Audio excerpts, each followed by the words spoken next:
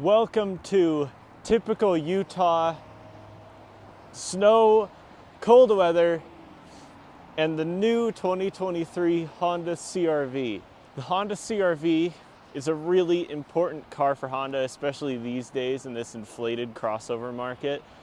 And they've gone through 4 generations before arriving on this one, the 5th generation Honda CR-V. Not only does it come with the usual nice, easy, enjoyable Honda driving experience, but it's also capable in weather like this. It's always been interesting and had some cool features like the original Honda CR-V with its picnic table that you could pull out. This doesn't have that, but that's because it's been tailored towards a modern market where it needs to be fuel efficient, usable every day, reliable, and quite conservative. The CR-V isn't really a car to take risks on. They need to sell a lot of them, and they mostly just sell them to people who just want a reliable daily commuter that they can drive in snowy weather like this. So the 1st and 2nd generation Honda CR-V, those were the least conservative examples that I can think of. They had spare tires on the back, and they were designed to look more like off-roaders than everyday crossovers. And they were even available with a manual transmission, which is really cool. And then the 3rd generation Honda CR-V is where it got a little bit more swoopy and blobby. It's not really a good look, but it's clear at this point what they were tailoring their car towards. They wanted to sell as many of them as possible rather than to a few people like me who like off-roaders. And then the 4th generation, it's interesting because on the 4th generation, I hated on that car so much. I thought it was ugly, and I thought it was tailored towards old people and people who didn't care about cars at all, and that it would be miserable and boring and lame to drive. And then I drove one at my local car show a couple years ago, and I was completely proven wrong by it. So smooth and comfortable and just nice. I had nothing wrong to say about it, which is why I am quite excited for the new CR-V, because it's bound to have that same enjoyable everyday driving experience. I want to thank Stockton 12 Honda of Southtown in Sandy, Utah, for giving me the chance to take a walk around look of the brand new CR-V. These things are in really high demand right now, unsurprisingly. If I heard the sales manager correctly, every single one of these that's arrived already is already spoken for. We already know how it's going to drive. It's going to be smooth and comfortable, whilst also not being very exciting, but I would get back feeling relaxed. I'm a middle-aged mom, right? And I've had a long, stressful trip to the grocery store.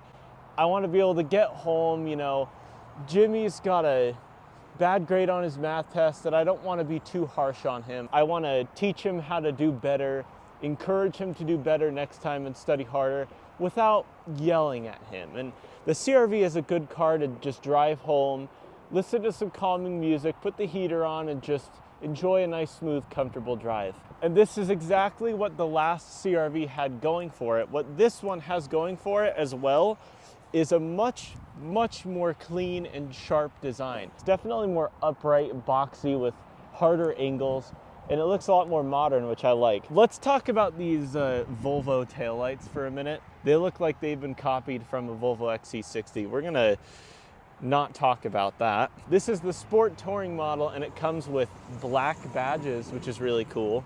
So it looks nice and sporty.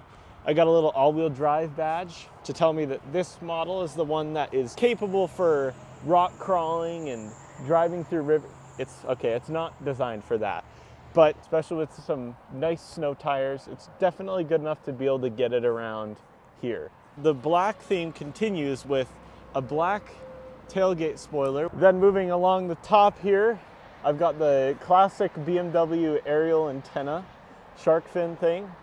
Nice roof rails up here that are connected by roof bars. I think these are optional equipment and they look nice. Again, they're in black.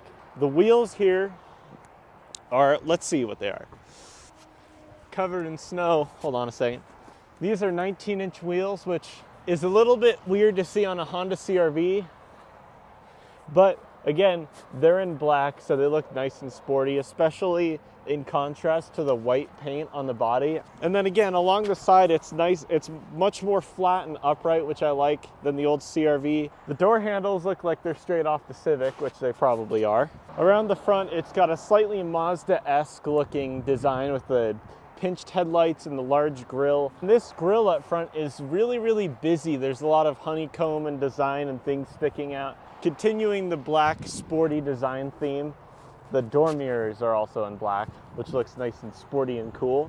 What is the name of the game when it comes to the Honda CR-V and crossovers in general? Say it with me. Yep, practicality and usability on a day-to-day basis. Now, let's check that practicality, shall we? And we've got, I gotta avoid it. We've got a power lifting tailgate, which is a nice feature to have. It will surprise nobody that it is nice and big back here. It's not a very deep cargo area, but it's definitely wide and really tall. Great for groceries. I mean, I've got these little cargo hooks right here, so you can hook your shopping in there, which is very nice to have. I don't know if there's an underfloor storage area, and I don't want to break it, so I'm not going to check. I do have this cargo mat here, which is good, especially for weather like this when you want to put snowy boots in here. It's not going to ruin your carpet or anything, which is good. Fold down the rear seats, but not from here. I have to go forward and actually push them down like that. If you're the usual Honda CR-V owner and you're moving from one retirement home to the next, and you want to carry your black and white television back here and you need to fold down the seats, that's not going to be good if you find it a little bit difficult to move. But if you're a younger person, it's okay. It's a little bit of a workout. You know, you can kind of, this has got to be some sort of like lunge workout or something. So we're going to like get ourselves warmed up here. Yeah. So yeah, this car is actually its own exercise machine, which is really cool. I have a cigarette style charging outlet right here for when you're tailgating with your buddies. You can plug whatever will go into that. Nothing really interesting back here, but it's nice to know that it's large enough for pretty much anything you'll really need. Alrighty, let's check the rear seat room of the Honda CR-V. Again, this is something important that has to be good for this car to be a usable SUV, crossover, whatever you want to call it, who cares. So let's sit back, and yeah, there's enough room for me. I mean, I could do with a little bit more leg room, but this passenger seat is quite far back. I've barely got enough headroom, but I'm tall, so I mean, if you're planning on just driving kids around back here, then there are absolutely no issues with this back seat at all. Pull this center console down and I've got cup holders, which don't look like they'd hold a wide variety of drinks or very tight, so I wouldn't trust those too much. I've got a seat pocket for the passenger seat, but not for the driver's seat, which I've never understood why this has ever been a thing. How much money can you really save by not fitting a seat pocket? I mean, it must be like $1 maybe per car, but I guess that adds up. I really like this door panel design and this honeycomb material. Honda seems to be obsessed with the concept of honeycomb design lately, which you will see more in this car. I mean, you can kind of see why. It still looks really nice. Wood trim would look even better. Just above the speaker on the door panel, you have a little nice CR-V badge as a little Easter egg, which is cool. 99% of people won't notice or care, but I do. I've got some vents for the rear passengers, which you can sort of reasonably expect at this price point. It's nice that you have it. While these seats are comfortable and they've got nice leather material with some orange contrast stitching, they do look really nice and they feel pretty nice as well. They don't adjust at all. I mean, you could probably, yeah, okay, never mind, I take that back. A little bit hard to reach the lever for it because it's the same lever that you use for folding the seats down. But it is nice that, you know, if you just want to take a nap on a road trip, you can do that. This is the business end of the Honda CR-V Sport Touring Hybrid. Let's start with the center console right here. This tray may be stored on the bottom surface of the armrest. Good to know that I can just put it down there. That'll work. So I got this little storage tray, auxiliary thing that I can pull out and put in two different areas. I guess you could put your wallet in there or something. I've got a tiny little storage area here, which I guess you could use to fit, you know, headphones or coins or something. And then I've got much better cup holders up front. They're a little bit strangely shaped, but at least they have tabs in them so that they will hold your drink in if it's a little bit smaller. And it'll surprise absolutely nobody, but the Honda CR-V is not available with the manual transmission anymore. This, unfortunately, is a continuously variable transmission, or CVT. In a car like this, it's okay because nobody's gonna be driving it with a lead foot or anything. And this also comes with shift paddles if you want to make it feel like a real automatic and be able to shift gears manually, then you can. I've got a wireless charger here for a phone, and it's got a big warning that says, "Caution! Metal objects between charge pad and device to be charged will get hot and can burn you." So they're worried about liability and getting sued for their wireless chargers being too hot. I've also got drive modes here. My drive modes are Econ, which is what a lot of people will use, Snow, which is good for today, and Normal and Sport. It turns red slightly a little bit. Electronic parking brake and hill descent control, which is a really nice feature to have in snowy weather like this. I've got USB-A and USB-C port and a cigarette style charging outlet here. So teamed with that wireless charger, you can definitely charge anything that you need in this car, which is great. Thank you, Honda, for not shoving climate controls into another stupid submenu. It is so annoying when car manufacturers do that. BMW is doing that with iDrive 8 these days, and nobody likes it. I haven't heard a single positive thing about it. It's been nothing but complaints, and that comes from me as well. So much better to have easy to control, easy to understand dials and buttons and things, and these dials feel nice and, you know, clicky, but also premium feeling. They don't feel like cheap, crappy plastic, although these buttons here are a little bit plasticky, but buttons and knobs are so much better than just poking a touchscreen, in my mind.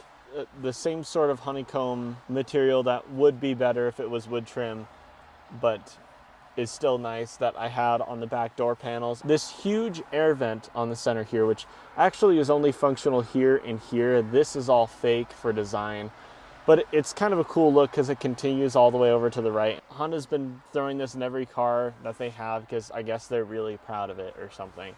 This steering wheel here is nice. It's got plenty of controls. Your audio controls on the left. I've got a heated steering wheel, which is amazing for a day like today, especially. This infotainment system, let's see what we've got. I've got physical buttons and knobs on the side for previous and next track, the volume control, the radio control, and the back and home button are physical. This is definitely a decent and easy to understand infotainment system if, let's say, you're old. When you compare it to other modern car infotainment systems like BMW and Tesla and stuff like that, this isn't nearly good enough to match up with the big boys in the infotainment industry. But I do have Apple CarPlay, which is nice, and I believe Android Auto as well. Wi-Fi hotspot, which is cool. System updates, which is also a nice thing to have. I've also got a shortcut to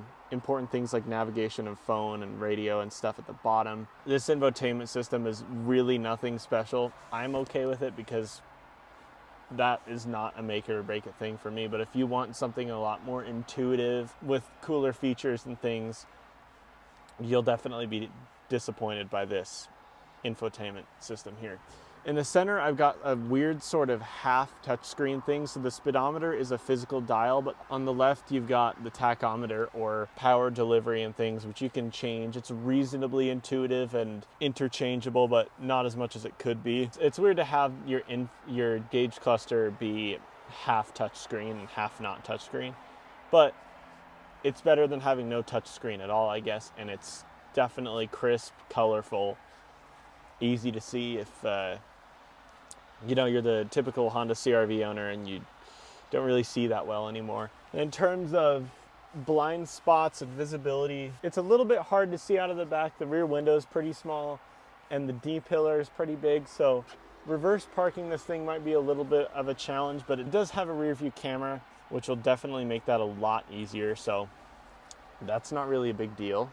Definitely an easy car to drive, definitely will be an easy car to live with, and it's nice that Honda has continued the CR-V, everything that made it good, but also combined it with a nicer interior and a much nicer looking exterior. So first impressions of how this car drives, just in a parking lot setting, is it's quite easy to maneuver, which is what you'd want for a car like this. I mean, the steering is really, really light. Sport mode does kind of tighten up the steering wheel a little bit, but it is that kind of artificially tight feeling. So again, it's not supposed to be a sporty car, so you can't really complain about that at all. One thing that I do really like about it already is a heated steering wheel and a heated seat, which I really love. Especially today, that is a very nice thing. Definitely handles okay. For a car like this, it's exactly totally fine considering what you would expect, and it's comfortable too, and it's very, very quiet in here. Exactly what you'd expect. It's easy to drive, and it's a hybrid, so it switches the gas engine off and we're not using any fuel. Electric power. So it's electricity that got me going, and then the engine turned on. You can kind of, it's not a rough transition like some hybrid cars can be. And I barely noticed that the gas engine turned on, which is a nice thing. And if you want things to get a little bit more sporty, there are shift paddles here, which is nice. It's not real shifting, but it's nice to at least have that option so you don't have to listen to CVT droning all day if you're going to be wanting to drive it in a spirited manner. So again, there's EV, and then the gas engine starts, and you can barely feel it. I mean, it's a nice transition. The last one was really smooth and comfortable and easy, decent, nice to drive for a daily driver, and this one is definitely the same, but it's got more technology added to it. It is definitely a nicer looking car. Yes, it's more expensive, but from behind the wheel it does feel like more of a car than the last one did. So I'll just open it up here.